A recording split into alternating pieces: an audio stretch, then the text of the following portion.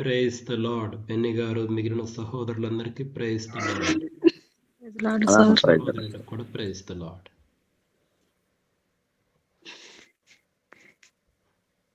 Vijayaraj sir call చేశారా? అన్న చేయలేదన్నా. Whole night ప్రేయర్లు ఉన్నాడేమో అని నా డౌట్ అన్న. ఆహా, నేను ఓల్ నైట్ ప్రేయర్ ఉందా అన్నారన్నా. సరే అయితే బెన్ని గారు మీరే నడిపించండి. అవునండి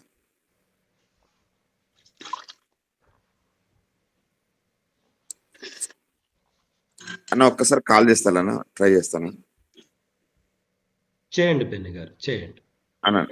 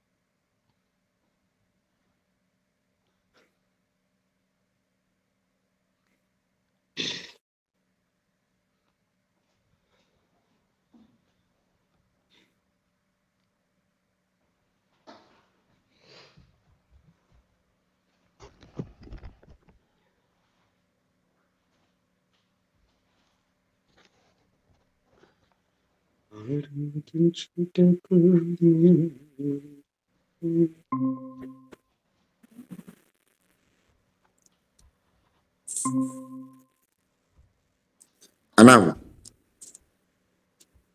బెన్ని గారు అన్న సారు నడిపించమన్నాడు అన్న. సారు రాలేండి ప్రేయర్ లో ఉన్నాను అన్నాడు అన్న. ఆహాహా, సరే సరే. జనార్దన్ మీరు నడిపించగలరా? మీరు గారు బెన్ని గారు నడిపించగలరా? అన్న జనార్దన్ నడిపిస్తాను అన్న. సరే, జనార్దన్ నడిపించండి. సార్ ప్రైజ్ లాడ్ సార్ అందరికి. సార్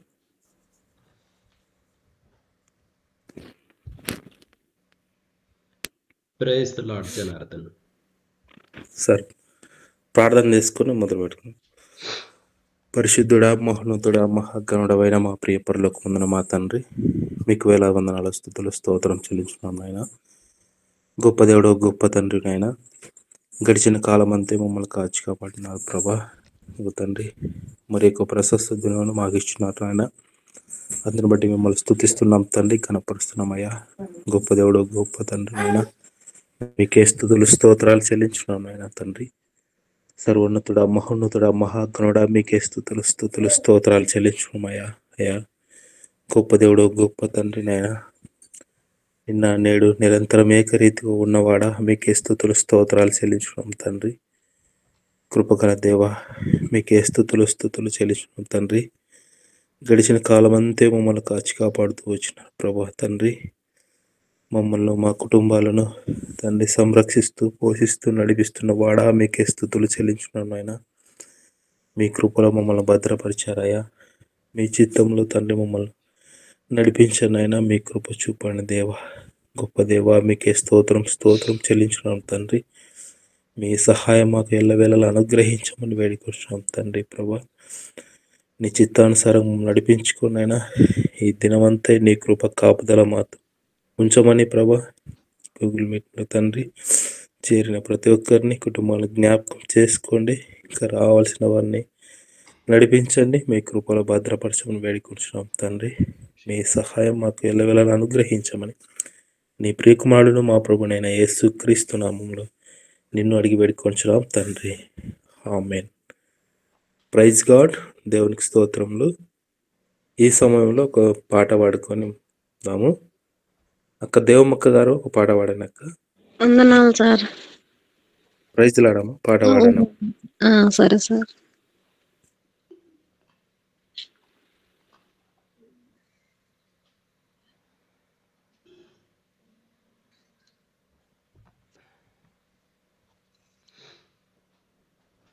శీతాకాలంలో క్రిస్మస్ కాంతులతో జన్మించిన శ్రీయేసుని నీడలో జన్మించిన శ్రీయేసుని నీడలో చివుకు లేదు, చింత లేదు, చాలా సంతోషం. బాధ లేదు, భయము లేదు, భలే ఆనందం.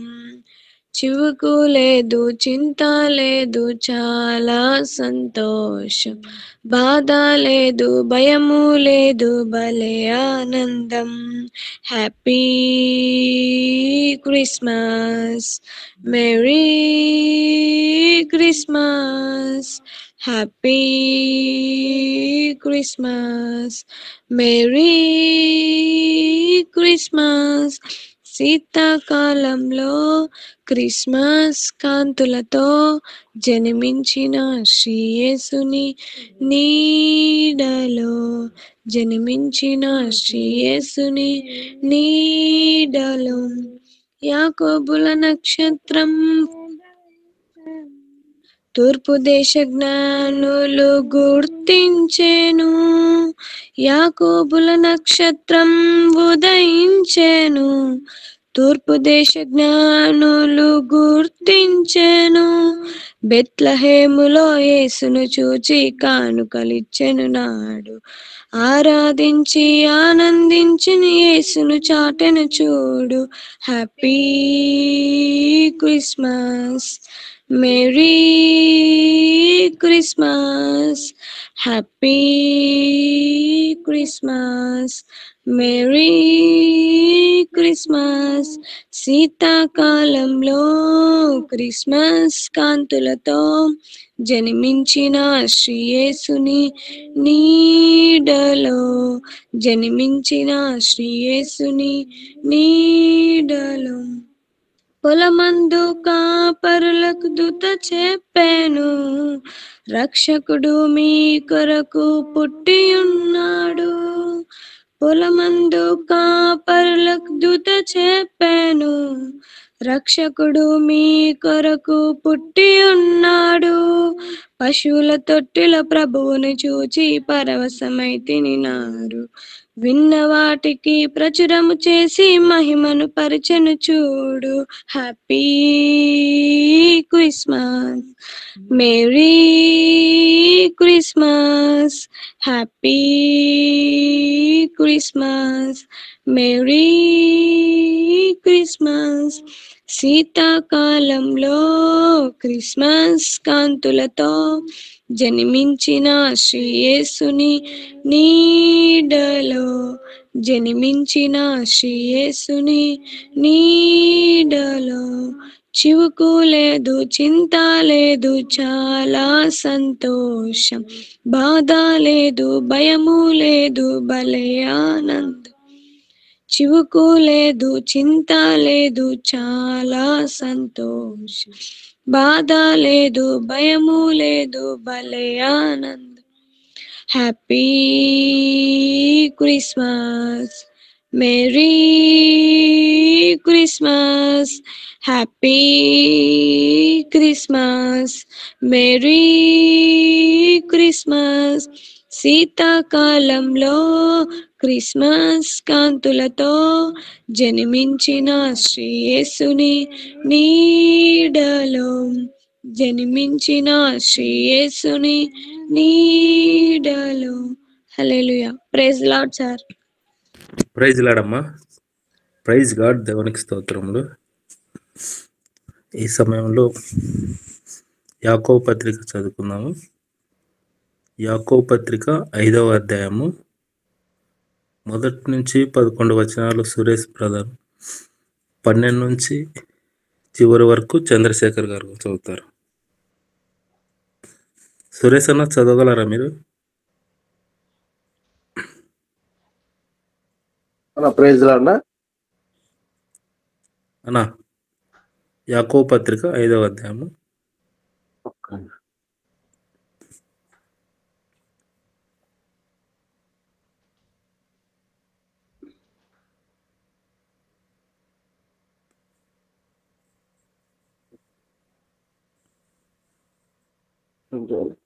యాకోబు పత్రిక 5వ అధ్యాయం మొదటి నుంచి ఎన్ని వచనాలు?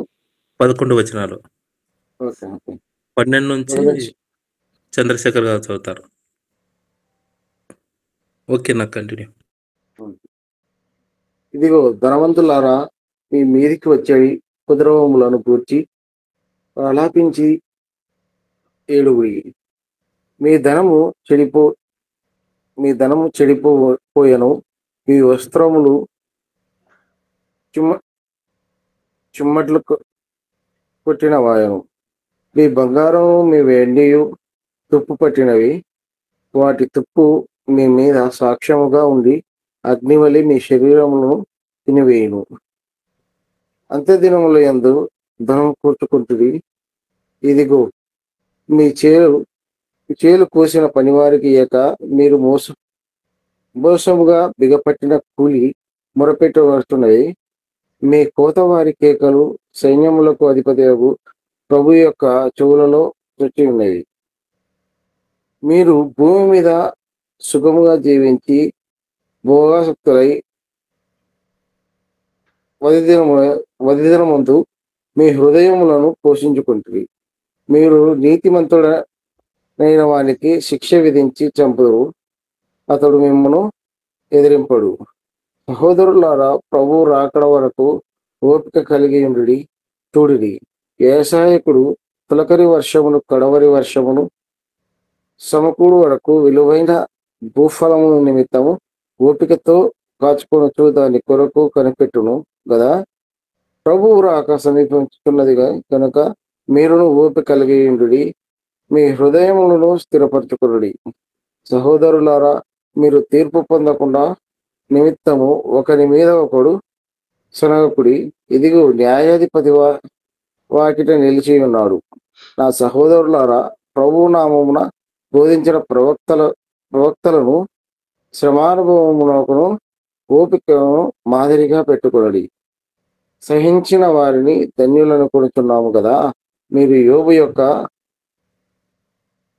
సహనమును గూర్చి వింటిరి. ఆయన ఎంతో జాలియు కనికరము గలవాడిని మీరు తెలుసుకుని ఉన్నారు. నా సహోదరులారా, ముఖ్యమైన సంగతి ఏదనగా ఆకాశం తోడని గాని భూమి తోడని గాని మరి దేని తోడని గాని ఒట్టు పెట్టు కనుక మీరు తీర్పు పాలు కాకుండానట్లు అవునంటే అవును, కాదంటే కాదని ఉండవలను. మీలో ఎవరికైనాను శ్రమ సంభవించినా అతడు ప్రార్థన చేయవలను. ఎవరికైనాను సంతోషం కలిగినా అతడు కీర్తనలు పాడవలను. మీలో ఎవడైనాను రోగి అయి ఉన్నాడా, అతడు సంఘ పెద్దలను పిలిపింపవలను. వారు ప్రభు నామమున అతనికి నూనె రాచి అతని కొరకు ప్రార్థన చేయవలను. విశ్వాస సహితమైన ప్రార్థన ఆ రోగిని స్వస్థపరుచును. ప్రభు అతని లేపను. అతడు పాపములు చేసిన వాడైతే పాప క్షమాపణ నందును. మీ పాపములు ఒకరితోనొకడు ఒప్పుకొనుడి. మీరు స్వస్థత పొందినట్లు ఒకరి కొరకు ఒకడు ప్రార్థన చేయుడి. నీతిమంతుని విజ్ఞాపన మనఃపూర్వకమైనదై బహుబలము గలదై ఉండును. ఏలియా మన వంటి స్వభావము గల మనుషుడే. వర్షింపకుండానట్లు అతడు ఆసక్తితో ప్రార్థన చేయగా 3.5 సంవత్సరముల వరకు భూమి వర్షింపలేదు.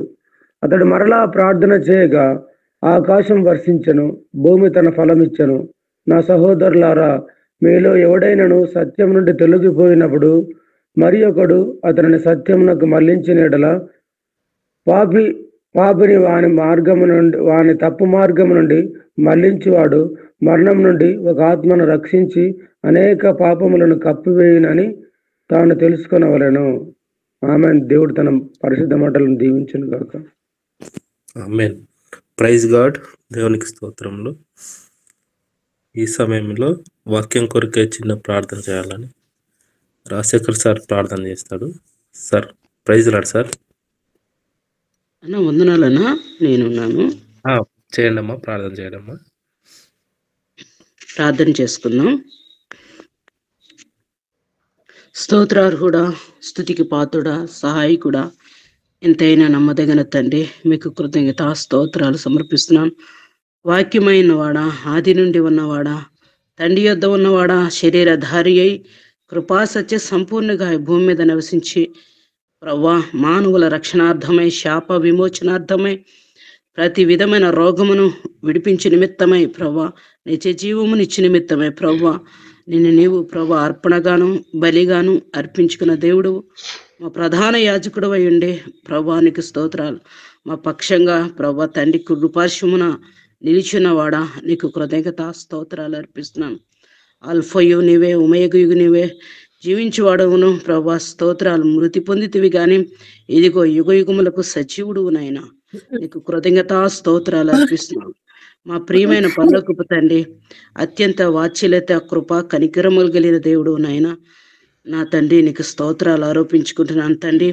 మా నిమిత్తమే ప్రభా సదాకాలం మాతో ఉన్న నిమిత్తమే భూమి మీదకి దిగి వచ్చిన పరిశుద్ధాత్మ బోధక మీకు కృతజ్ఞత స్తోత్రాలు ఆరోపించుకుంటూ ఈ రాత్రి ఉదయపు వేళ నీ నామాన్ని స్తుతించడానికి, ప్రభా నీ వాక్యమును ధ్యానించడానికి, నీతో సాహసం చేయడానికి ప్రభా స్తోత్రాలు మీరు అనుగ్రహించినట్టు సహవాసాన్ని బట్టి నీకు కృతజ్ఞత స్తోత్రాలు అర్పిస్తూ, ప్రభా సహోదరి సహోదరులు ప్రభా స్తోత్రాలు తండ్రి, నీ నామాన్ని బట్టి సమకూర్చబడినటువంటి ప్రతి ఒక్కరిని నీ ఆత్మ స్వాధీనంలోకి అప్పచెప్పుకుంటున్నాం ప్రభా.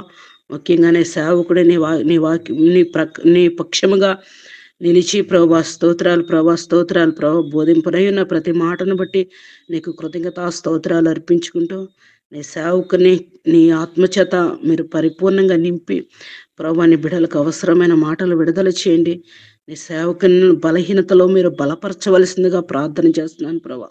ప్రతి విధమైన బలహీనత మీరు దూరపరిచి ప్రభా నీ స్తోత్రాన్ని బలమైన నీ ఆత్మాభిషేకం నీ సేవకుని మీద ఉంచి కావలసిన మాటలు విడుదల చేయవలసిందిగా వేడుకుంటూ, ప్రభా మమ్మల్ని అందరినీ కూడా నీ ఆత్మ స్వాధీనంలోకి అప్పచెప్పుకుంటూ, యోగ్యమైన మంచి మనసుతో ప్రభా నీకు స్తోత్రాలు ప్రభా. నీ మాటలు విని ఓపికతో ఫలించినట్లుగా నీ యొక్క పరిపూర్ణమైన సహాయము అనుగ్రహించవలసిందిగా మా రక్షకుడు విమోచకుడని క్రీస్తు యేసు పేరట మిమ్మల్ని స్తుతించి ప్రార్థన చేస్తున్నాం మా ప్రియమైన పరలోకపు తండ్రి. ఆమేన్. ఆమేన్. Praise God. దేవునికి స్తోత్రములు. సమయంలో సార్కి సమయం అప్పగిస్తున్నాను. Sir praise lord sir. Praise the lord. మిత్రులారా, అందరికీ మన ప్రభువైన యేసు క్రీస్తు వారి నామంలో వందనాలు తెలియజేస్తున్నాను. దేవుని యొక్క మహా గొప్ప కృప, ఆయన దయ, మరొక నూతన దినాన్ని దేవుడు మనకు అనుగ్రహించాడు. ఆయన యొక్క వాక్యం ధ్యానించుకోవడానికి, ఆయన ముఖదర్శనం చేసుకోవడానికి దేవుడు మనకు అనుగ్రహించినటువంటి గొప్ప తరుణమును బట్టి దేవునికి వేలాది కృతజ్ఞతలు తెలియజేస్తున్నాను. మరి క్రిస్మస్ సీజన్లో ఉన్నాము. మనం క్రిస్మస్కు సంబంధించినటువంటి, అంటే ఆ సమయంలో జరిగినటువంటి అనేక సంఘటనలను, అదేవిధంగా ఆ క్రిస్మస్ కార్యములో ఉన్నటువంటి వ్యక్తులందరిని గురించి మనం ధ్యానం చేస్తూ వస్తున్నాము. మరి ఈరోజు మనము ఈ జ్ఞానులు, యేసుక్రీస్తు ప్రభువారు పుట్టినప్పుడు యేసుక్రీస్తు ప్రభువారిని దర్శించుకోవడానికి జ్ఞానులు వస్తారు కదా, వారిని గురించి మనము కొంత స్టడీ చేయబోతున్నాము, ధ్యానించబోతున్నాము. నేను నా పీపీటీని మీతో షేర్ చేశాను. మీకు కనిపిస్తుందా? నాకు కనిపిస్తుంది. Yeah, thank you. జ్ఞానులు, ది మ్యాగీ. మామూలుగా అయితే మనకి కొన్ని ఇంగ్లీష్ ట్రాన్స్లేషన్స్లో ది వైజ్ మెన్, జ్ఞానులు అన్నటువంటి తెలుగు పదాన్ని ఇంగ్లీష్లో వైజ్ మెన్ అంటాం కదా, అలాగా ది వైజ్ మెన్. అయితే ది మ్యాగీ అన్నటువంటి పదం కూడా చాలా ఫేమస్ పదమే. ఆ పదం అసలు ఎందుకు ఉపయోగించారన్నది కూడా మనం పరిశీలన చేద్దాం. మొట్టమొదటిగా కొన్ని ఈ ప్రాథమిక విషయాలు చూడండి. ఈ సందర్భాన్ని మరియు సంప్రదాయాన్ని మనము పరిశీలన చేద్దాం. మొట్టమొదటిగా జ్ఞానులు గురించిన వృత్తాంతం మత్తయి సువార్తలో మాత్రమే కనిపిస్తుంది. అది మత్తయి సువార్త 2వ అధ్యాయము మొదటి 12 వచనాల్లో కనిపిస్తుంది. మనకు 4 సువార్తలు ఉన్నప్పటికీ ఎక్కువగా మత్తయి సువార్తలో, లూకా సువార్తలో యేసుక్రీస్తు ప్రభువారి పుట్టుకను గురించినటువంటి విషయాలు ఉన్నాయి. అయితే నిన్నటి దినాన మనము ఈ గొర్రెల కాపురుల గురించినటువంటి విషయాలు కేవలం లూకా సువార్తలోనే ఉన్నాయని చెప్పడం జరిగింది. అదేవిధంగా మరి జ్ఞానులు గురించినటువంటి విషయాలు మాత్రము కేవలము మత్తయి సువార్తలో మాత్రమే కనిపిస్తాయి. అది 2వ అధ్యాయములో. ఆ తర్వాత ఇక్కడ 3 రాజులు లేదా 3 జ్ఞానులు అనే ఒక సంప్రదాయం ఉంది. అంటే ఒక చర్చ్ ట్రెడిషన్ డెవలప్ అయింది. మరి ఎప్పుడు డెవలప్ అయిందో స్పష్టంగా మనకు తెలియదు, కానీ ఈ 3 జ్ఞానులను 3 రాజులు అనడము, లేదా ఈ 3 జ్ఞానులు అనడము, ఆ నంబర్ కూడా 3, ఆ సంఖ్య కూడా చూడండి. అయితే మిత్రులారా, మనకు బైబిల్లో చూసినప్పుడు మత్తయి సువార్త 2వ అధ్యాయంలో వాళ్ళు 3 అన్నటువంటి ఆ నంబరు లేదు, వాళ్ళు రాజులు అన్నటువంటి ఆ యొక్క నొటేషన్ కూడా లేదు. కేవలము తూర్పు దేశపు జ్ఞానులు అని మాత్రమే వ్రాయబడింది. Let us read that scripture portion. ఇది మత్తయి సువార్త 2వ అధ్యాయములో మొదటి 2 వచనాల్లో ఉంటుంది. చూడండి.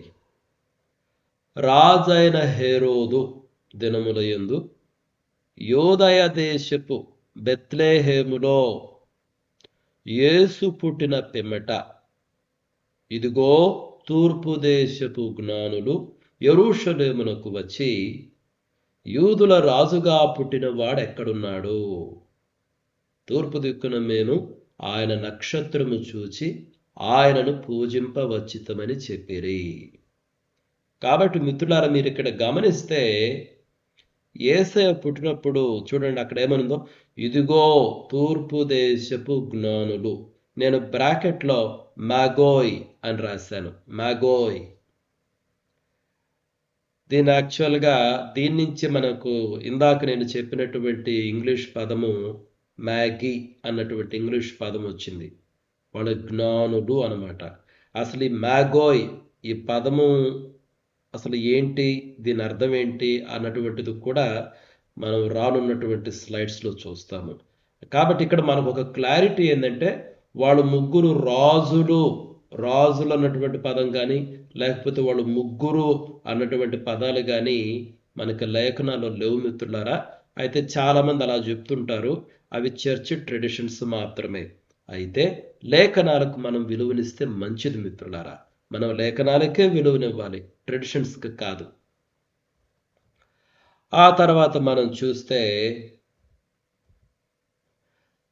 సమయము మరియు స్థలము, దీనికి సంబంధించిన కొన్ని విషయాలను మనము పరిశీలన చేద్దాం.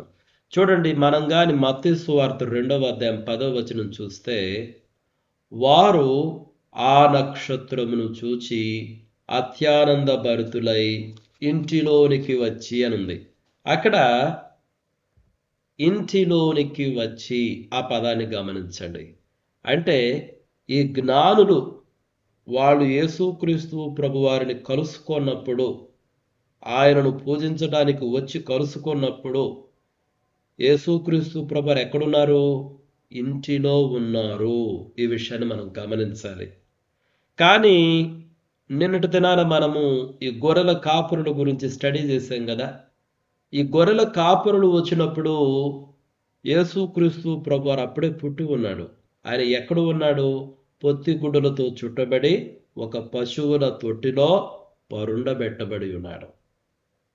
కాబట్టి ఆ డిఫరెన్స్ మనం గమనించాలి. ఎందుకు ఇది నేను చెప్తున్నాను, ఆయన ఇంటిలో ఉన్నాడు. ఆ పదం చాలాసార్లు మన క్రిస్మస్ టైంలో మన చర్చెస్లో కొన్ని పిక్చర్స్ తయారు చేస్తారు, లేదా ఒక సీనరీ లాగా తయారు చేస్తారు కదా, నేటివిటీ ఆ సిచ్యువేషన్ చూపిస్తూ. అప్పుడు ఇటు గొర్రెల కాపురులను, జ్ఞానులను అందరూ కూడా ఒక పశువుల పాకేసి, ఆ పశువుల తొట్టిలో యేసుక్రీస్తు ప్రభువారిని పెట్టి, ఆ పశువుల తొట్టిలో ఉన్నప్పుడే ఈ జ్ఞానులు కూడా వచ్చి ఆయనను ఆరాధిస్తున్నట్టు అటువంటి డెవలప్ చేస్తుంటారు. ఇవన్నీ ఏంటంటే to make things more interesting and ఒక మంచి ఫీల్ కలగడానికి సాధారణంగా జనాలు చేసే పని అనమాట. కానీ మనం క్రైస్తవులం కాబట్టి కనీసం సత్యం తెలుసుకోవాలి. వాళ్ళు పిక్చర్స్ ఎలా గీనేయండి, అది వేరే విషయం. సాధారణంగా బొమ్మలు గీసేది మరి ఫీల్ కలిగించడానికే, కానీ సత్యాన్ని రిప్రజెంట్ చేస్తూ పిక్చర్స్ గీయాలి అని ఉండేవాళ్ళు చాలా తక్కువ ఉంటారు. మనం మాత్రం కరెక్ట్గా సత్యం తెలుసుకోవాలి. ఈ జ్ఞానులు వచ్చినప్పుడు యేసుక్రీస్తు ప్రభువారు ఇంటిలో ఉన్నాడు, పశువుల పాకలో కాదు, పశువుల తొట్టిలో కూడా కాదు. ఈ విషయాన్ని మనం గమనించాలి. ఆ తర్వాత చూస్తే శిశువు పుట్టిన బిడ్డ కాదు అంటే ఈ వచనాలు చూడండి, మీకు అర్థమవుతుంది నేను ఏం రాశాను అన్నటువంటిది. దానికి ఇదేమీ కానవాలు ఒక శిశువు. మీరు బ్రాకెట్లో నేను ఆ గ్రీకు పదం పెట్టాను, బ్రఫోస్. ఒక శిశువు పొత్తి గుడ్డలతో చుట్టబడి ఒక తొట్టిలో పండుకొని ఉండటం మీరు చూచెదరని వారితో చెప్పాను. ఇది లూకాసు సువార్త 2వ అధ్యాయంలో ఉంటుంది. ఇది ఏ సందర్భంలో? దేవదూత గొర్రెల కాపరులతో మాట్లాడినప్పుడు. కాబట్టి ఆ దేవదూత గొర్రెల కాపరులతో మాట్లాడినప్పుడు ఇక్కడ శిశువు అన్న పదం ఉంది. అయితే దానికి ఉపయోగించబడిన గ్రీకు పదం ఏంటంటే బ్రఫోస్, అంటే అప్పుడే పుట్టినటువంటి పసిబిడ్డ అని అర్థం గ్రీకులో. తెలుగులో అయితే కేవలం శిశువు అని ఒక పదం ఉపయోగించారు, అంతే, శిశువు అన్నారు.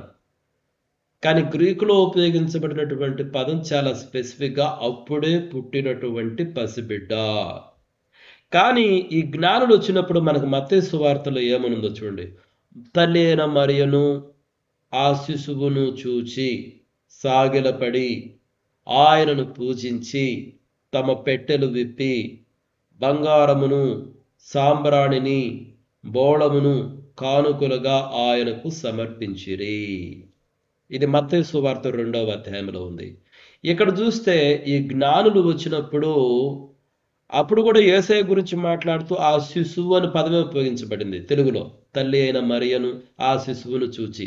కాబట్టి తెలుగు భాషలో అయితే మాత్రము అటు లూకా సువార్తలోను ఇటు మత్తయి సువార్తలోను శిశువు అన్న పదమే ఉపయోగించబడింది.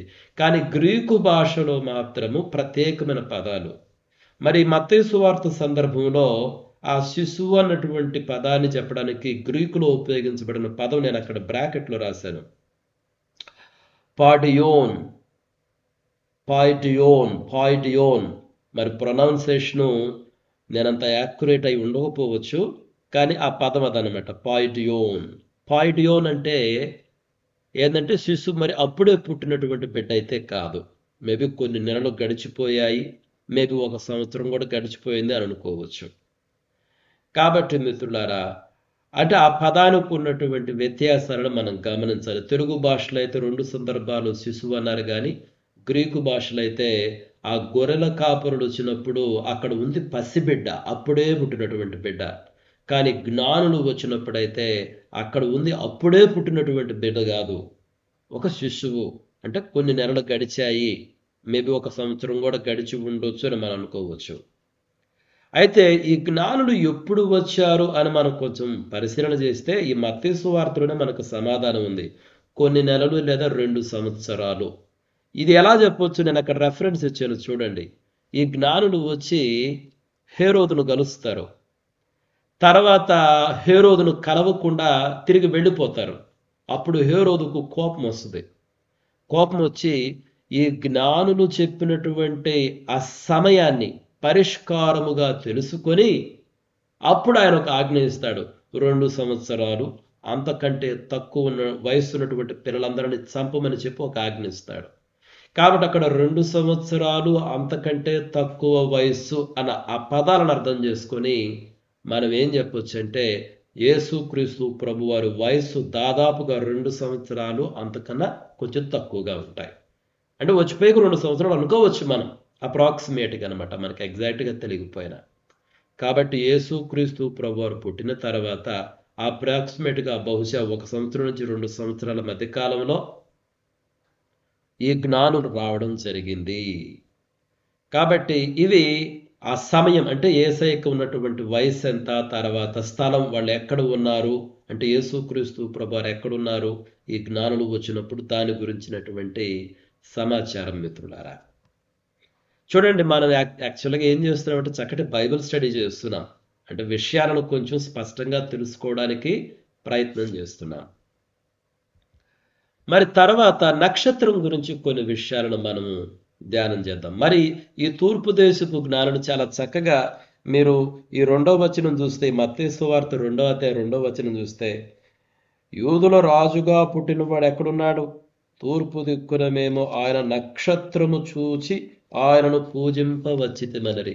ఆయన నక్షత్రం చూసాం మేము, తూర్పు దిక్కున ఆయన నక్షత్రాన్ని చూసామని చెప్తున్నారు. ఆ తర్వాత మరలా మనం కానీ ఈ 9వ వచనం, వారు రాజు మాట విని బయలుదేరి పోచుండగా ఇదిగో తూర్పు దేశమున వారు చూచిన నక్షత్రము ఆ శిశువు ఉండిన చోటుకి మీదుగా వచ్చి నిలుచు వరకు వారికి ముందుగా నడిచిందంట. చాలా విచిత్రం. వారు ఆ నక్షత్రమును చూచి అత్యానంద భరితులై ఇంటిలోనికి వచ్చి, అంటే వీళ్ళు ఒక నక్షత్రం వీళ్ళని నడిపిస్తూ ఉంది. స్టార్టింగ్లో ఏమో తూర్పు దిక్కున ఒక నక్షత్రం చూశారు, తర్వాత వచ్చేసేమో మరలా హేరోదును కలుసుకున్న తర్వాత బెత్లెహేమునకు బయలుదేరి పోతూ ఉంటే మరలా నక్షత్రం నడిపించిందంట. ఆ నక్షత్రం ఈ శిశువు ఉండినటువంటి ఇంటిపైకి వచ్చి ఆగిందంట, నడిపించింది. కాబట్టి నక్షత్రం గురించి మనం తెలుసుకోవాలి. కొంతమంది ఏమంటారంటే ఇది సూపర్ నోవా నక్షత్రము, లేదా ఇది ఒక తోకచుక్క అని అంటారు. చాలా మనకి తెలుగులో చాలా మంది ఫేమస్ ప్రీచర్స్ కూడా ఇటువంటి బోధలు చేశారు. సూపర్ నోవా అంటే ఏంటంటే, చూడండి, ఒక నక్షత్రము తన జీవిత కాలంలో, తన జీవిత చక్రంలో ఆఖరిగా ఇక అది మాయమైపోయేటప్పుడు అది ఏం చేస్తుందంటే, అందులో పెద్ద విస్ఫోటనం జరిగింది. ఒక బాంబు పేలితే ఎలా, అలాగ ఒక పెద్ద విస్ఫోటనం జరిగి చాలా పెద్ద తీవ్రమైన వెలుగు వస్తుంది. ఈ తోకచుక్కలైనా అంతే, ఈ తోకచుక్కలైనా సరే ఇంకా అవి అట్లా వెలిగి అవి మాయమైపోతాయి అన్నమాట. కాబట్టి సూపర్ నోవా అంటే ఏంటంటే, పెద్ద విస్ఫోటనం జరిగినప్పుడు ఒక వెలుగు వస్తుంది, ఇంకా ఆ తర్వాత ఆ నక్షత్రం నశించిపోయేది, అదొక బ్లాక్ హోల్గా మారిపోతుందని చాలామంది ఖగోళ శాస్త్రజ్ఞులు చెప్తూ ఉంటారు. కాబట్టి చాలామంది ఏమంటారంటే ఇదొక సూపర్ నోవా. ఇటువంటి జరిగాయి విశ్వంలో, ఇటువంటి జరగలేదా అంటే జరిగాయి. ఇప్పుడు కెప్లర్ అనేటువంటి, ఐ థింక్ జోహన్నస్ కెప్లర్ అనే ఒక సైంటిస్టు 1604 సంవత్సరంలో ఇటువంటి వాటి గురించి కొన్ని అబ్జర్వ్ చేసి ఇటువంటి వాటిని ఆయన రాయడం జరిగింది. అందుకని కెప్లర్ సూపర్ నోవా అంటారు. Kepler KEPLER, Kepler supernova. అందుకని కొంతమంది క్రైస్తవ బోధకులు ఏం చేస్తారంటే ఇది ఒక కెప్లర్ సూపర్ నోవా అన్నటువంటి ప్రసంగాలు కూడా చేశారు. కానీ ఇక్కడైతే అటువంటి వివరణ ఏమి లేదు మిత్రులారా లేఖనాలలో. కొంతమంది ఏమంటారంటే కొన్ని గ్రహాలు, బహుశా గురుగ్రహము, శనిగ్రహము, ఇటువంటి గ్రహాలు కలుసుకుని ఒక నక్షత్రంలాగా ఏర్పడ్డాయి అన్నటువంటి విషయాలు చెప్పేవాళ్ళు కూడా ఉన్నారు. కానీ మీరు ఒక విషయం గమనించండి, బైబిల్లో అయితే ఒక నక్షత్రము అని ఉన్నది. అది ఒకటి. రెండేందంటే ఇది చాలా విచిత్రమైన నక్షత్రం. నేను అనుకుంటున్నాను దేవుడే ఈ జ్ఞానులను నడిపించుటకు ఈ నక్షత్రాన్ని ఏర్పాటు చేశాడని నేను అనుకుంటున్నా. ఎందుకంటే మీరు చూడండి, ఈ నక్షత్రాల గురించి కొన్ని విషయాలు చూడండి. ఇది ఒక నక్షత్రమే, అది కనిపించింది మొట్టమొదట కనిపించింది. ఎక్కడ కనిపించింది? ఈ తూర్పు దేశపు జ్ఞానానికి ఎక్కడ కనిపించింది? తూర్పు దిక్కున. అంటే వీళ్ళు వేరే దేశానికి సంబంధించినటువంటి వాళ్ళు వాళ్ళ దేశంలో ఉండి ఈ నక్షత్రాన్ని చూశారు అంటే వాళ్ళకి ఈ నక్షత్రం కనిపించింది. మొదట కనిపించింది, తర్వాత ఈ నక్షత్రపు నడిపింపును బట్టి వాళ్ళు యెరూషలేమునకు వచ్చారు. వచ్చిన తర్వాత ఈ నక్షత్రం కనపడకుండా పోయింది, అదృశ్యమైంది కాబట్టే వీళ్ళు హేరోదు దగ్గరికి వెళ్ళి, యూదులు రాజుగా పుట్టినవాడు ఎక్కడ ఉన్నాడు? తూర్పు దిక్కున ఆయన నక్షత్రం చూసి మేము వచ్చామన్నారు. ఇంకొక వాస్తవం ఏంటంటే, మరి యెరూషలేము పట్టణంలో ఈ యూదా ప్రజలకు కానీ, ఈ ప్రధాన యాజకులకు కానీ, హేరోదుకు కానీ వీళ్ళెవ్వరికి ఆ నక్షత్రం కనిపించినట్టే లేదు. ఒకవేళ కనిపించుంటే చూసేవాళ్ళే కదా. మేబీ ఆ నక్షత్రం కనిపించినా దానిని చూడడానికి కావలసిన జ్ఞానం వీళ్ళకి లేదేమో. కానీ ఒకటైతే వాస్తవము, ఆ జ్ఞానులు అసలు వచ్చి హేరోదుని ఎందుకు కలుసుకున్నారు, వాళ్ళని ఎందుకు అడుగుతున్నారు అంటే దాని అర్థం నక్షత్రం అదృశ్యమైంది. మొదట నక్షత్రం కనిపించింది కాబట్టి వాళ్ళు బయలుదేరి వచ్చారు. తర్వాత ఆ నక్షత్రం అదృశ్యమైంది కాబట్టే వాళ్ళు హేరోదును వాళ్ళని అడిగినప్పుడు హేరోదు శాస్త్రులను, యాజకులను అందరిని పిలిపించి వెరిఫై చేపించి లేఖనాలలో ఇదిగో యూదయ బెత్లెహేమా, యూదా ప్రధానులలో నీవెంత మాత్రమును అల్పమైన దానివి కావు అన్నటువంటి ఒక ప్రవచనాన్ని కనుకొని ఇదిగో బెత్లెహేములోనే ఆయన జన్మిస్తాడు అని ఉంది లేఖనాలని చెప్పి ఆ జ్ఞానులకు వాళ్ళు చెప్పి ఆ జ్ఞానులను బెత్లెహేములకు పంపిస్తారు. మీరు చూడండి అది ఎక్కడుంది. ఈ 2వ అధ్యాయం 8వ వచనం చూడండి. మీరు వెళ్ళి ఆ శిశువు విషయమై జాగ్రత్తగా విచారించి తెలుసుకొనగానే నేనును వచ్చి ఆయనను పూజించున్నట్లు నాకు వర్తమానము తెండని చెప్పి వారిని బెత్లెహేమునకు పంపెను. హేరోదు పంపించాడు బెత్లెహేమునకు, పోండి బెత్లెహేమునకు, ఎందుకంటే ఉంది ప్రవచనం.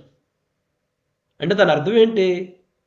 తూర్పు దిక్కున వాళ్ళ దేశంలో ఉన్నప్పుడు కనబడిన నక్షత్రం ఇక్కడ కనపడటం లేదు కాబట్టే వాళ్ళు హేరోదుని అడిగారు. మొత్తానికి హేరోదు మిగిలినటువంటి శాస్త్రుడు, యాజకుల సహాయంతో కనుగొని వీళ్ళని బెత్లెహేమునకు పంపించడం జరిగింది. అయితే వీళ్ళు బెత్లెహేమునకు ప్రయాణమైన తర్వాత ఏం జరిగింది చూడండి. 9వ వచనం.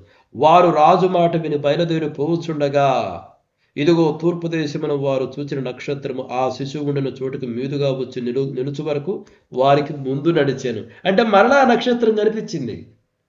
బెత్లెహేమునకు ప్రయాణమయ్యారు, మరలా నక్షత్రం కనిపించింది. ఆ నక్షత్రం వాళ్ళకు ముందుగా నడిచిందంట. నడిచి ఎక్కడికి వచ్చి ఆ నక్షత్రం ఆగింది? ఎక్కడికి వచ్చి ఆగిందంట? ఆ శిశువు ఉండిన చోటుకి మీదుగా వచ్చి నిలుచు వరకు. అనగా ఆ నక్షత్రం ఒక నిర్దిష్టమైన ప్రదేశంపై నిలబడింది. గమనించండి, ఇది దేవుని కార్యము అని మనకు అర్థం కావడం లేదా? ఇది సాధారణంగా ప్రకృతిలో జరిగే విషయంలాగా నాకు అనిపించటం లేదు. ఇది సూపర్నోవా కాదు, ఇది ఒక తోకచుక్క కాదు. ఇది కేవలము దేవుడు ఈ జ్ఞానులను నడిపించుటకు, యేసుక్రీస్తు ప్రభువారి దగ్గరకు నడిపించుటకు తాను ఉపయోగించుకున్నటువంటి ఒక నక్షత్రము, తాను సృష్టించి ఉపయోగించుకున్న ఒక నక్షత్రము. కాబట్టి ఇక్కడ ఈ నక్షత్రం బహుశా ఇదొక సూపర్ న్యాచురల్ థింగే, న్యాచురల్ థింగ్ కాదు అని నా భావన మిత్రులు. ఎందుకు అలా చెప్తున్నానంటే అది కనిపించింది, అది అదృశ్యమైంది, మళ్ళీ కనిపించింది, మరలా వాళ్ళ ముందుకు వచ్చి నిలబడి అంటే ముందుకొచ్చి నడుస్తూ ఈ శిశువు ఉండు చోటుకు వచ్చి ఆగింది. అంటే when you look at these things ఇది సాధారణంగా న్యాచురల్గా ఆకాశంలో ఉండేటువంటి నక్షత్రాలు లాంటి నక్షత్రం కాదు, కానీ దేవుడు ఈ నక్షత్రాన్ని ఒక ఉద్దేశం నిమిత్తం ఉపయోగించుకున్నాడు. కాబట్టి ఇదేమి సూపర్నోవా కాదు. సూపర్నోవా అంటే నేను చెప్పాను కదా, ఏదైనా ఒక నక్షత్రం, ప్రతి నక్షత్రానికి కొంత సమయం ఉంటుంది. మనకైనా కానీ బ్రతకడానికి కొంత సమయం ఉంటుంది కదా, అట్లానే నక్షత్రాలకు కూడా కొంత పీరియడ్ ఆఫ్ టైం అయి ఉండేది. ఆ పీరియడ్ ఆఫ్ టైం అయిపోయిన తర్వాత ఇంకా దాని చివరి దశలో అదేమైందంటే ఒక పెద్ద విస్ఫోటనం చెంది విపరీతమైన వెలుగు వచ్చి అది తర్వాత మాయమైపోయింది. అటువంటి ఖగోళ శాస్త్రానికి సంబంధించినటువంటి ఉన్నాయి. వాటి గురించినటువంటి ఎక్స్పర్టైజ్ మన దగ్గర లేదు, కానీ మొత్తానికి అది సూపర్నోవా గురించినటువంటి ఒక అవగాహన. కాబట్టి ఈ తూర్పు దేశపు జ్ఞానులు చూసింది సూపర్నోవా కాదు, తోకచుక్క కాదు, అది ఒక నక్షత్రమే. దేవుడు ప్రత్యేకముగా సృష్టించి ఏర్పరచుకున్నటువంటి, ఉపయోగించుకున్నటువంటి నక్షత్రము అన్నటువంటి విషయాన్ని మనం గమనించాలి మిత్రులారా. ఇక్కడ నేను ఒక వచనం దానికి సపోర్ట్కి ఇచ్చాను. మత్తయి సువార్త 2:9 వారు రాజు మాట విని బయలుదేరి పోవుచుండగా ఇదిగో తూర్పు దేశమున వారు చూచిన నక్షత్రము ఆ శిశువు ఉండిన చోటుకి మీదుగా వచ్చి నిలిచి వరకు ఆ ఇంటి మీదకి వచ్చిందంట. ఏంటండి ఎంత విచిత్రము! అసలు నక్షత్రాలు ఎంత ఎత్తులో ఉంటాయి కరెక్ట్గా అంటే వీళ్ళు మరి ఖగోళ శాస్త్రజ్ఞులేమో, కొంతమంది అయితే జ్యోతిష్య శాస్త్రానికి సంబంధించిన పూజారులు అంటారు. ఆ సమాచారం కూడా చూద్దాం. కానీ ఆశ్చర్యం ఏంటంటే వారికి ముందుగా నడిచింది, తర్వాత ఆ శిశువు ఉండిన ఇంటి మీదకు వచ్చి నిలిచిందంట. కాబట్టి ఇది దేవుని యొక్క ప్రావిడెన్స్, దేవుని యొక్క సహాయము, దేవుని కృప, ఆ జ్ఞానులకు దేవుని కృప అనొచ్చు. రైట్. తర్వాత మిత్రులారా, ఇంతకీ ఈ జ్ఞానులు ఎవరు? వీరి గురించి కొంత సమాచారం మనం తెలుసుకుందాం. చూడండి, వాళ్ళైతే యూదులు కాదు. ఈ విషయం మనకు అర్థం కాదు. వాళ్ళు యూదులు కాదు, వాళ్ళు అన్యజనులు. వాళ్ళు అన్యజనులు, వేరే దేశం నుంచి, వేరే ప్రాంతం నుంచి వచ్చినటువంటి వాళ్ళు. వాళ్ళు జ్ఞానులు అని చెప్పి మత్తయి తన యొక్క సువార్తలో రాశాడు. తూర్పు దేశపు, అందుకనే చూడండి ఏమనుంది ఇక్కడ, తూర్పు దేశపు జ్ఞానులు యెరూషలేమునకు వచ్చి. తూర్పు దేశపు జ్ఞానులు యెరూషలేమునకు వచ్చి అంటే ఇజ్రాయేలు దేశమునకు తూర్పు దిక్కున ఏమేం దేశాలు ఉన్నాయి? చాలా దేశాలు ఉన్నాయి. ఇజ్రాయేలు దేశానికి తూర్పు దిక్కున ప్రత్యేకంగా ఇరాక్ ఉంది, ఇరాన్ ఉంది, పెద్ద దేశాలు. కాబట్టి తూర్పు దేశపు జ్ఞానులు అంటే వాళ్ళు యూదులు కాదు, వాళ్ళు అంటే ఇజ్రాయేలుడు కాదు, తూర్పు దేశాల నుంచి వచ్చినటువంటి వారు. వాళ్ళు అన్యులు, అన్యజనులు. అయితే జ్ఞానులు అన్న పదం ఉంది కదా, అది గ్రీకులో మ్యాగోయ్, MAGOI, మ్యాగోయ్ అని ఉపయోగించడం జరిగింది. దాన్ని ఇంకా నేను వివరిస్తాను చూడండి.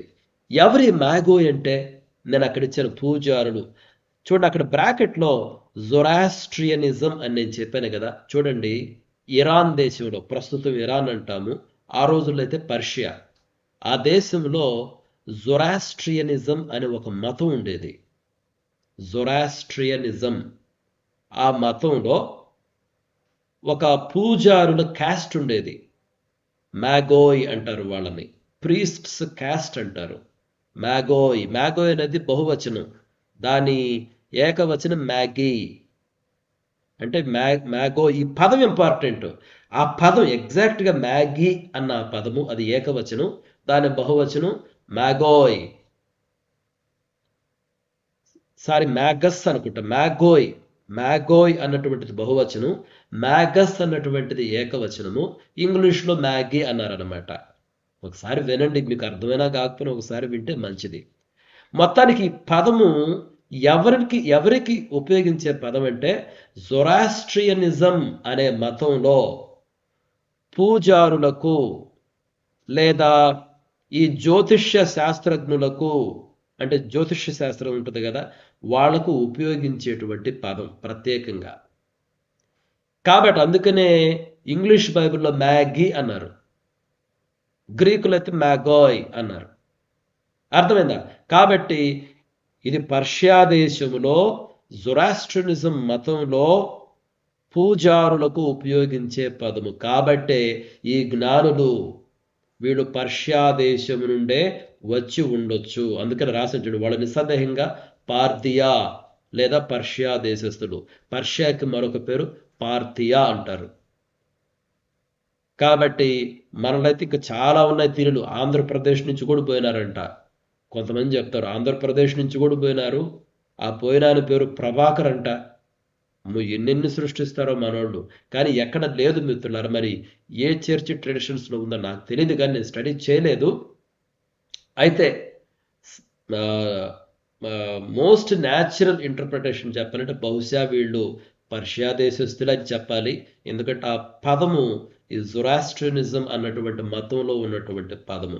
తూర్పు దేశము అన్నప్పుడు కూడా ఆ ఇజ్రాయెల్కి తూర్పును ఉన్నటువంటి దేశంలో ప్రధానమైన దేశము ఇరానే, ఇజ్రాయెల్కి.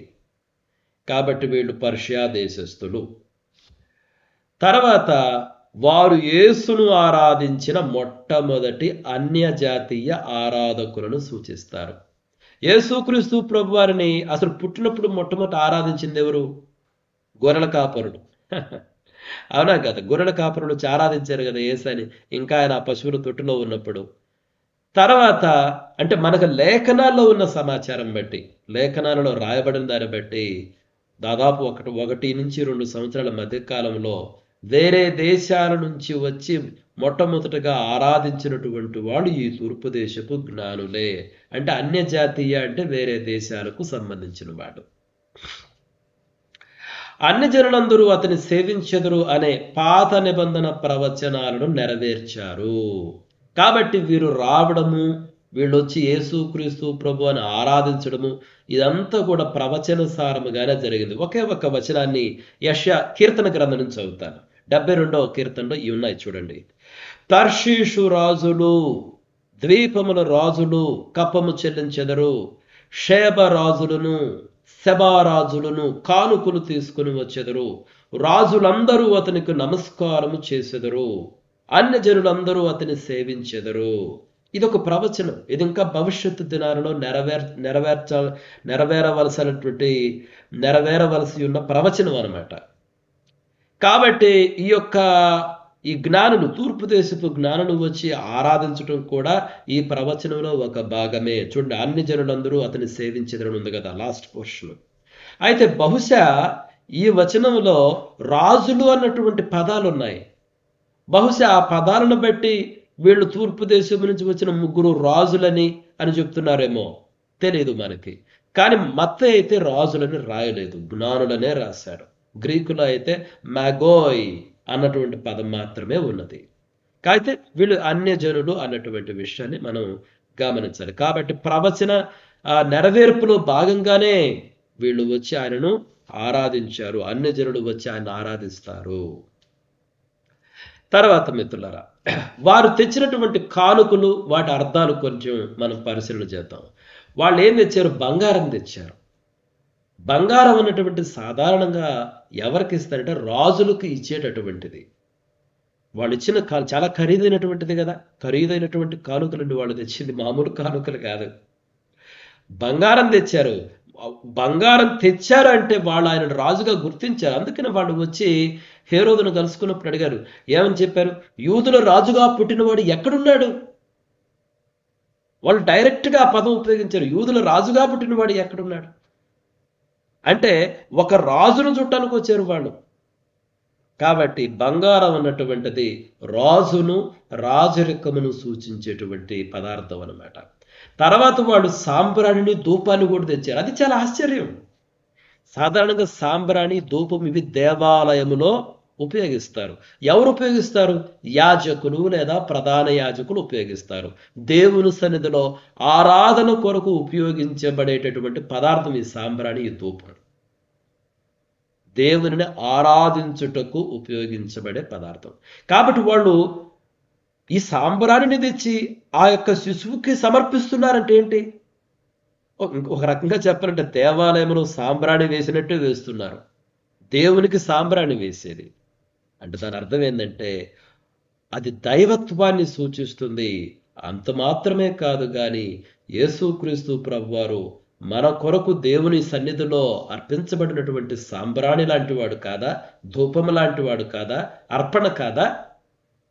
కాబట్టి యేసుక్రీస్తు ప్రభు యొక్క యాజకత్వాన్ని, అదేవిధంగా యేసుక్రీస్తు ప్రభు వారి యొక్క దైవత్వాన్ని సూచిస్తుంది సాంబ్రాణి, ఫ్రాంకిన్సెన్స్ అన్నమాట. ఆ తర్వాత బోళము. ఇది చాలా ఆశ్చర్యం. అసలు బోళాన్ని ఎందుకు ఉపయోగిస్తారో తెలుసా? ఎవరైనా ఒక మనిషి చనిపోయినప్పుడు ఆ మనిషి యొక్క శరీరము కుళ్ళిపోకుండా ఉండడానికి ఈ మిర్ అన్నటువంటి పదాన్ని ఉపయోగిస్తారు.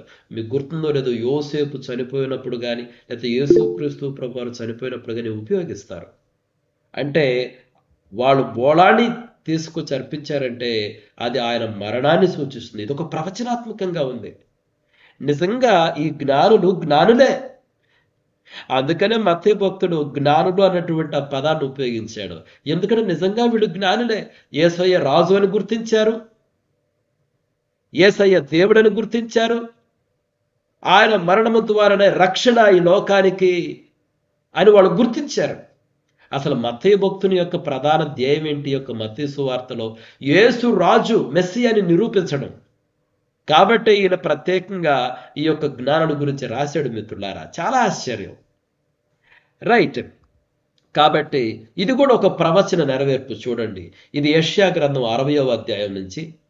ఒంటెల సమూహము మిద్యాను ఎయిఫాల లేత ఒంటెలను నీ దేశము మీద వ్యాపించును, వారందరూ షేబ నుండి వచ్చెదరు, బంగారమును ధూప ద్రవ్యమును తీసుకొని వచ్చెదరు, యెహోవా స్తోత్రములను ప్రకటించెదరు. అంటే అన్య దేశాల నుండి వస్తారు ప్రజలు, బంగారాన్ని సమర్పిస్తారు, ధూప ద్రవ్యాన్ని సమర్పిస్తారు అని ఇదొక ప్రవచనం. ఈ జ్ఞానులు ఇప్పుడు ఏమి సమర్పించారు? బంగారాన్ని ఇచ్చారు, సాంబ్రాణిని తీసుకొచ్చారు, ధూపం అది.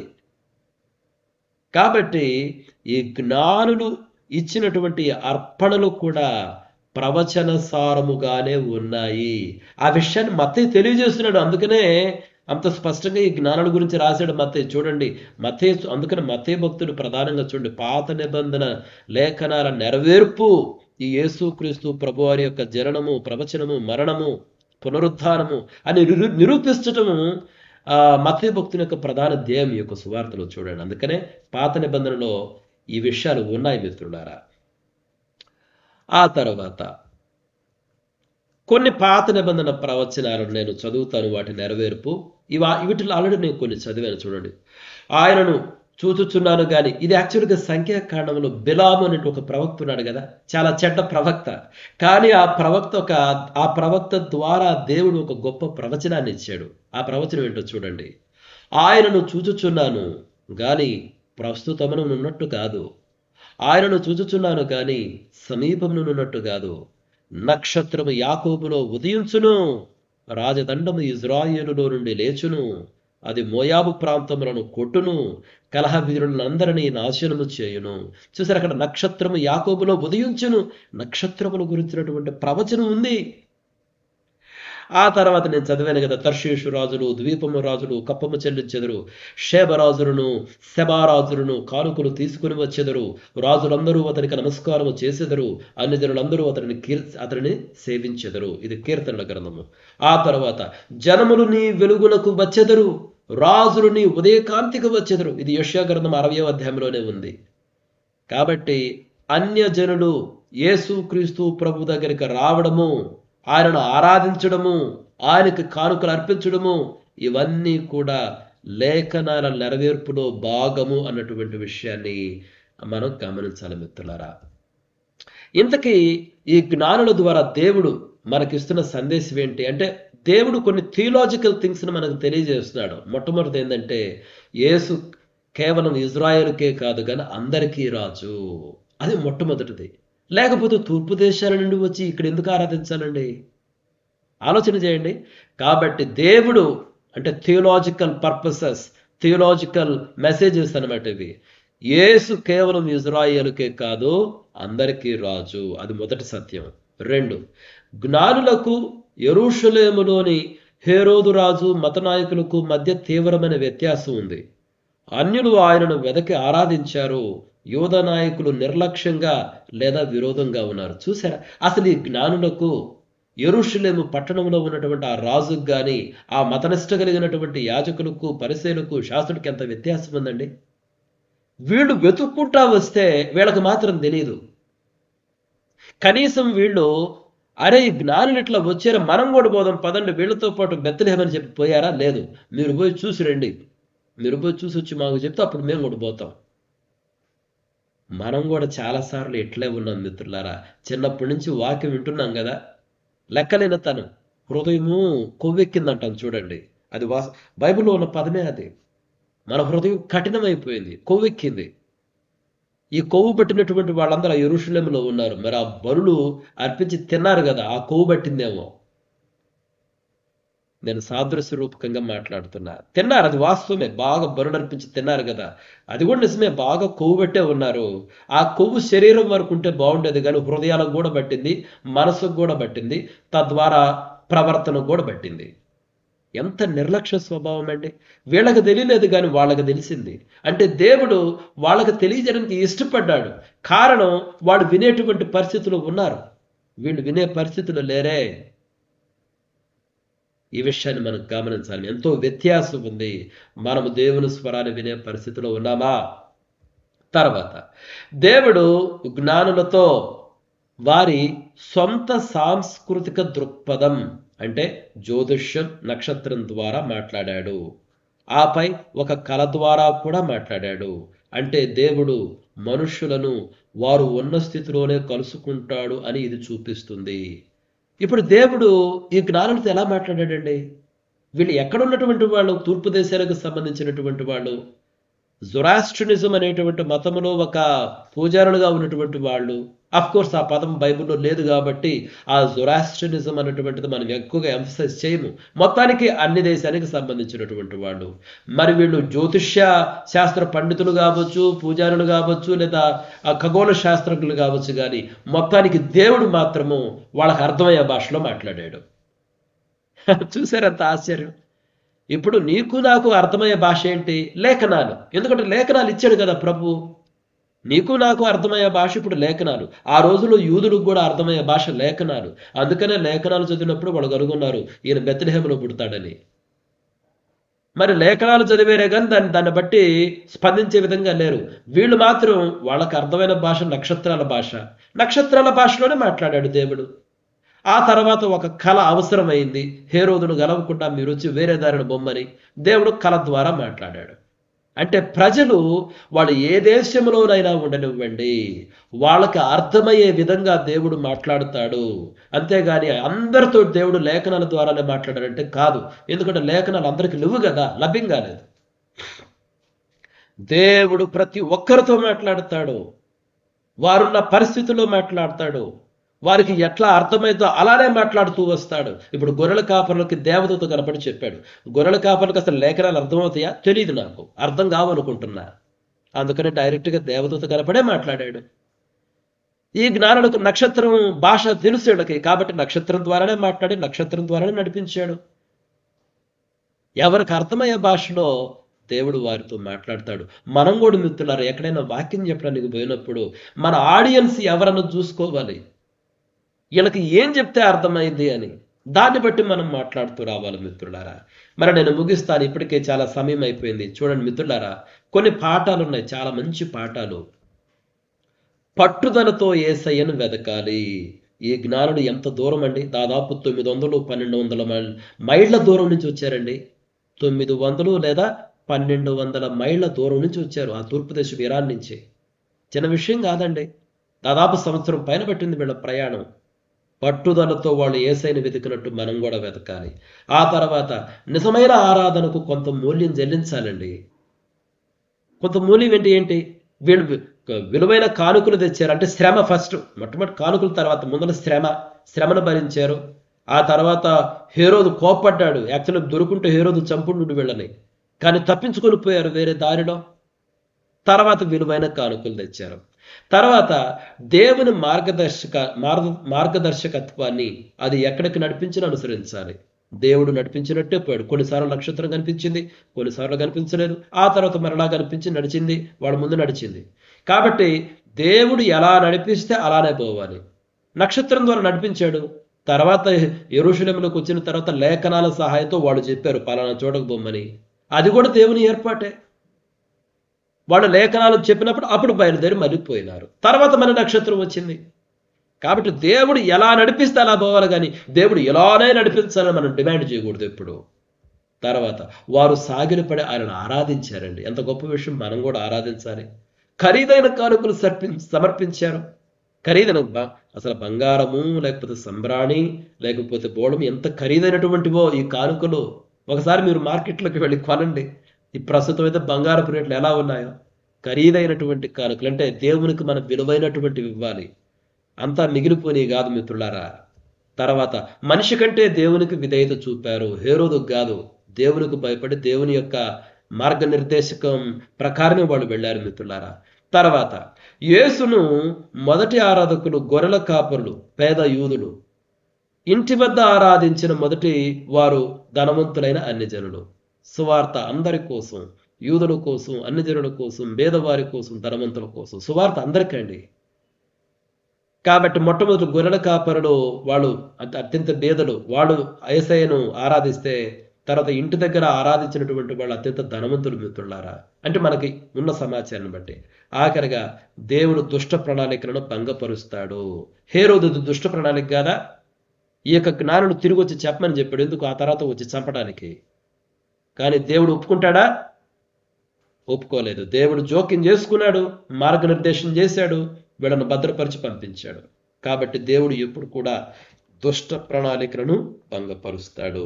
మిత్రులారా, ఇది జ్ఞానుల గురించినటువంటి కొంతవరకు కొంత క్లియర్ స్టడీ. అయితే వారి నుంచి మనం నేర్చుకోవాల్సిన పాఠాలు కూడా అనేకం ఉన్నాయి. దేవుడు ఈ విషయాలను మన వినికిడిలో దీవించి మనం గ్రహించడానికి కావలసిన సమృద్ధి అయినటువంటి కృపను అనుగ్రహించాలని కోరుకుంటూ ముగిస్తున్నాను. May God bless each one of you. Thank you. Praise God. దేవునికి స్తోత్రములు. ఈ సమయంలో ప్రార్థన విన్నపాలు తెలియపరచండి. మనం ప్రార్థన చేసుకున్నాము. జనార్దన్, మధు కానిస్టేబుల్ వాళ్ళ నాయన చనిపోయినాడు. అవునా సార్? కుటుంబ ఆరాధన కొరకు ప్రార్థన చేయండి. నిన్న ఉదయం చనిపోయినాడు. అందరూ కంటిన్యూ డ్యూటీలో ఉన్నాం. Okay sir. Okay sir. కుటుంబ ఆదరణ కొరకు ప్రార్థన.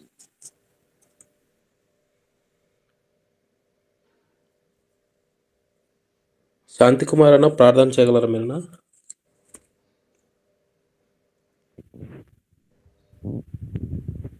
ఆయన లేడు జనార్దన్, వెళ్ళిపోయాడు ఇప్పుడే. Okay sir. Okay sir.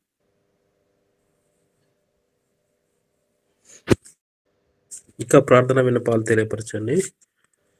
మనకు ఆత్మకూరులో 27, 28 కదా సార్ మీటింగ్స్. దాని కొరకు ప్రార్థించండి. అలాగే ఈ రోజు 26, 27 26, 27. Okay sir. అలాగే నందికొట్కూరులో 7వ తేదీ మన చిన్న మీటింగ్ ఉంది. దాని కొరకు ప్రార్థించండి. ఈ సమయంలో సుశీలమ్మ గారు ప్రార్థనలు నడిపిస్తారు. శాంతకుమార్ అన్న ప్రైజ్లాడనా?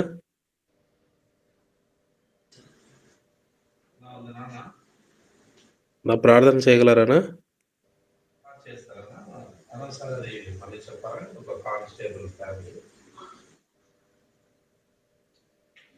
ఓకేనైతే సుశీలమ్మ గారు నడిపిస్తారు. అమ్మ ప్రైజ్లాడమ్మా. ప్రైజ్లాడన్నా. ప్రార్థన చేసుకుందాం అమ్మా. అందరికి వందనాలు. మహాపరిశుద్ధుడా, జీవం గల దేవ, జీవాధిపతివైన తండ్రి, మీ పాదములకు వందనాలు, స్తోత్రాలు. స్తోత్రమేసయ్య. గొప్ప దేవ, నీకు వందనాలు తండ్రి, స్తోత్రాలు.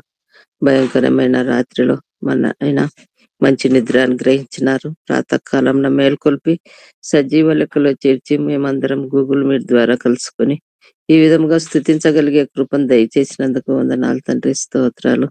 ఇంతవరకు తండ్రి ధనరాజు గారు చెప్పిన వాక్యాన్ని బట్టి జ్ఞానులను గురించిన సంగతులను తండ్రి మేము వినగలిగి ఉన్నాము నా ప్రభా. వాటిని మేము ఏ విధముగా ఆచరించవలనో మాకు కూడా మంచి తెలివి జ్ఞానాన్ని అనుగ్రహించండి. ఈ చెవిన విడిచిపెట్టక మా హృదయంలో 30 60 100 ఫలించుటకు సహాయం దయచేయండి. మేము కూడా ఇతరులకు వాక్యాన్ని అందించే బిడ్డలముగా ఉండునట్లు సహాయం దయచేయమని ప్రార్థిస్తుంటున్నాం. గొప్ప దేవానికి వందనాలు తండ్రి, స్తోత్రాలు. నా మంచి కాపరివైన దేవాన్ని పాదములకు వందనాలు. సర్వ సృష్టికర్తవైన దేవాన్ని పాదములకు వందనాలు తండ్రి, స్తోత్రాలు. నిజముగా మొరపెట్టండి, నేను మీకు సమీపంగా ఉంటానన్నారు. నిజముగా మొరపెట్టుచుండగా మా మొరను ఆలకించే దేవుడవై ఉంటున్నందుకు వందనాలు తండ్రి, స్తోత్రాలు. అయ్యా, ఈ దినము తండ్రి ఉద్యోగ రీత్యా ఆయా పనుల నిమిత్తము నా ప్రభువ ప్రయాణం చేస్తున్న ప్రతి బిడ్డ కొరకు ప్రార్థిస్తుంటున్నాం. వాహనాల మీద వెళుతుండగా తండ్రి వారు క్షేమంగా తండ్రి వారు చేరవలసిన గమ్యస్థానానికి చేరుటకు మరి తిరిగి ఇంటికి వచ్చినంత వరకు మీ కృప, మీ సన్నిధి, మీ ప్రసన్నత వరకు తోడుగా ఉండలాగున సహాయం దయచేయమని ప్రార్థిస్తుంటున్నాను. దేవా, ఇదిగో నా తండ్రి చిన్న బిడ్డలు ఉంటున్నారు, వారు కూడా స్కూళ్ళకు వెళుతున్నారు. ప్రభువా, మీరు ఆ బిడ్డలకు తోడుగా ఉండండి, సహాయం దయచేయండి. చక్కగా చదువుకొని మంచి మార్కులతో జయం పొందుటకు కృప చూపమని ప్రార్థిస్తుంటున్నాం. అదేలాగున నీట్ ఎగ్జామ్ రాసే బిడ్డల కొరకును, IIT ఎగ్జామ్ రాసే బిడ్డల కొరకును, గేట్ ఎగ్జామ్ రాసే బిడ్డల కొరకును, మరి ఈ విధముగా నా ప్రభువా ఎగ్జామ్స్ రాస్తున్న DSE ఎగ్జామ్ రాసే బిడ్డల కొరకును ప్రార్థిస్తుంటున్నాం. దేవా, గొప్ప దేవుడు నాయన, వారికి మంచి తెలివి, జ్ఞానాన్ని, జ్ఞాపక శక్తిని, ఆలోచన శక్తిని మెండుగా అనుగ్రహించండి. ఏదైతే కొదవగా ఉన్నదో నన్ను అడగండి, నేను మీకు ఇస్తానని వాగ్దానం చేసిన దేవుడు, నమ్మదగిన దేవుడు, గొప్ప దేవుడు తండ్రి. అయితే దేవుణ్ణి మేము ఆరాధిస్తుండగా నా ప్రభు బిడ్డలకు మంచి తెలివి జ్ఞానాన్ని జ్ఞాపశక్తిని అనుగ్రహించమని మీ సన్నిధిలో విజ్ఞాపన చేసుకుంటున్నాం దేవా. సహాయం దయచేయండి. అదేలాగునన్న ప్రభు ఆత్మకూరులో జరుగుతున్న మీటింగ్స్ కొరకు కూడా మీ సన్నిధి, మీ ప్రసన్నత, మీ తోడు, మీ నడిపింపు ఎంతైనా అవసరం తండ్రి. తండ్రి అక్కడ మరి నా నాయన ఆత్మతోనూ సత్యంతోనూ ఆరాధించుటకు సహాయం దయచేయండి. అందరూ నా క్రిస్మస్ దినాలలో ఉంటున్నారు ప్రభువా. మరి ఈ దినాలలో ఏ విధముగా ఆచరించవలనో నా నాయన ప్రతి బిడ్డకు నా నాయన మీరే తోడుగా ఉండి సహాయం దయచేయమని ప్రార్థిస్తుంటున్నాం. ఆత్మకూరులో జరిగే మీటింగ్ల కొరకు నా నాయన ప్రార్థిస్తుండగా నా ప్రభా మా ప్రార్థన ఆలకించి నా నాయన మీటింగ్స్ జయప్రదంగా జరుగుటకు కృప చూపమని ప్రార్థిస్తుంటున్నాం. అదేలాగా 7వ తేదీ నందికొట్కూరులో జరగని ఇంటిన మీటింగ్ కొరకు కూడా నా ప్రభా మీరు తోడుగా ఉండండి, సహాయం దయచేయమని ప్రార్థిస్తుంటున్నాం. వాక్యం అందించే బిడ్డను నా నాయన బలపరచండి. మీ ఆత్మ మీ సన్నిధి ఆ బిడ్డ మీద ఉంచమని ప్రార్థిస్తుంటున్నాను తండ్రి. సహాయం దయచేయండి. ఏ వాక్యం అయితే మరి నా నాయన మా జీవితాలకు అన్వయించుకోవాలనో మేము మా జీవితాలను సరిచేసుకొని ఈ సంవత్సరమైనను తండ్రి మా జీవితాలను చక్కదిద్దుకునేలాగున సహాయం దయచేయమని ప్రార్థిస్తుంటున్నాను తండ్రి. అనారోగ్యంతో బాధపడుతున్న బిడ్డలు ఉంటున్నారు నా నాయన, వారిని బట్టి కూడా మీరు జ్ఞాపకం చేసుకునండి తండ్రి. తండ్రి నా నాయన దేవమ్మ గారి కుమారుని బట్టి నా నాయన ఆ బిడ్డకున్నటువంటి కాలుని బట్టి నా ప్రభువా మీరు ముట్టండి, తాకండి, స్వస్థపరచమని ప్రార్థిస్తుంటున్నాను. దేవమ్మ కాళ్ళను కూడా నా నాయన ముట్టుమని ప్రార్థిస్తుంటాను. అదేలాగా ఉషారాణి గారి తల్లిని బట్టి జ్ఞాపకం చేసుకునండి, ఆమెను ముట్టి స్వస్థత విడుదలను అనుగ్రహించమని ప్రార్థిస్తుంటున్నాను తండ్రి. ఈ విధంగా వృద్ధాప్యంలో ఉన్న ప్రతి బిడ్డను నా నాయన జ్ఞాపకం చేసుకునండి. వారు నా నాయన వృద్ధాప్యంలో ఉన్న సమస్యలను అన్నిటిని మీరు తీర్చమని ప్రార్థిస్తుంటున్నాము. సహాయం దయచేయండి, కృప చూపండి, మీ సన్నిధి మీ ప్రసన్నతను చూపమని ప్రార్థిస్తుంటున్నాను దేవా. గొప్ప దేవుడవు నా నాయన, ఈ దినాన్ని చూడలేక ఎంతో మంది బిడ్డలు మీ అందరి నిద్రించి ఉన్నారు నా ప్రభువా. వారిని బట్టి జ్ఞాపకం చేసుకునండి. వారు మీ సన్నిధిలో చేరి ఉన్నారనే నమ్మకము విశ్వాసం మాలో ఉంటున్నది తండ్రి. మేము కూడా అదే బాటలోనే అదే మార్గంలోనే మేము కూడా వెళ్ళాలి. కానీ ప్రభువా ఒకరు ముందు ఒకరు వెనుక, కానీ నా ప్రభువా నా తండ్రి నేను అడిగినం నన్న ప్రభువా మధు బ్రదర్ యొక్క తండ్రి గారు మరణించి ఉన్నారని వాటితో తెలిసి ఉన్నది. మరి మీ చిత్తమైతే ఆ బిడ్డను మీ సన్నిధిలో చేరి ఉన్నాడని నమ్ముతున్నాను తండ్రి. కుటుంబ సభ్యులందరికీ ఆదరణ, నెమ్మదిని, ఓదార్పును అనుగ్రహించమని ప్రార్థిస్తుంటున్నాను తండ్రి. గొప్ప దేవ తండ్రి, మీరు నా నాయన ఆ బిడ్డల్ని ఓదార్చి ధైర్యపరచమని ప్రార్థిస్తుంటున్నాను తండ్రి. ఎంతైనా నమ్మదగిన దేవుడు తండ్రి. తండ్రి మీరు మా కొరకు సిలువలో మరణించిన మరి మా కొరకు ప్రాణాన్ని అర్పించి తిరిగి లేచిన దేవుడు ఉన్న ప్రభా, అట్టి దేవుణ్ణి మేము స్తుతించగలిగే కృపను మాకు అందరికి అనుగ్రహించినందుకు వందనాలు తండ్రి. స్తోత్రాలు, స్తోత్రం యేసయ్య. ఇంకా నా నాయన మా జీవితాలలో మీరుండి ప్రతి విషయంలో మీరు ముందుండి నడిపిస్తున్న విధానం కొరకు కూడా వందనాలు తండ్రి. స్తోత్రాలు. గూగుల్ మీట్ లో చేరిన ప్రతి కుటుంబ సభ్యుడిని నా నాయన మీరు దీవించండి, వారి కుటుంబాలను ఆశీర్వదించండి తండ్రి. మరి ప్రతి ఒక్కరిని నా నాయన మీ కృపలో జ్ఞాపకం చేసుకొని ప్రతి అవసరతను తీర్చమని ప్రార్థిస్తుంటున్నాను తండ్రి. ఇంకా నా నాయన మరి తండ్రి క్రిస్మస్ దినాలలో మేము ఉండగా తండ్రి మీరు మాకు తోడుగా ఉండి సహాయం దయచేయమని ఈ కొద్ది విన్నపంలో నా ప్రభు నా రక్షకుడైన యేసుక్రీస్తు నామం నాతి వినయముగా అడిగి వేడుకుంటున్నాను తండ్రి. ఆమేన్. మన పరమ తండ్రి అయిన దేవుని ప్రేమయు, మన ప్రభును రక్షకుడైన యేసుక్రీస్తు వారి కృపయు, పరిశుద్ధాత్మ అన్యోన్య సహవాసం సకల పరిశుద్ధులకును ప్రత్యేకముగా ఈ ఉదయ కాలమున ఇక్కడ చేరిన ప్రతి ఒక్కరికిని, వారి కుటుంబములకును వారికి కలిగిన సమస్తములకును సదాకాలము తోడయుండి నడిపించునుగాక. ఆమేన్. అందరికీ అందరికీ వందనాలన్నా. Praise sir. Lord. Sir praise lord sir, అందరికి వందనాలు. Praise the lord. Janardhan, Benny గారు, రాజశేఖర్ గారు, అన్న ఉషారాణి గారు, ప్రైలర్ సార్, ప్రైలర్ సార్. శాంతి కుమార్, దేవమ్మ గారు, చంద్రశేఖర్ గారు. Praise the lord. Praise the lord.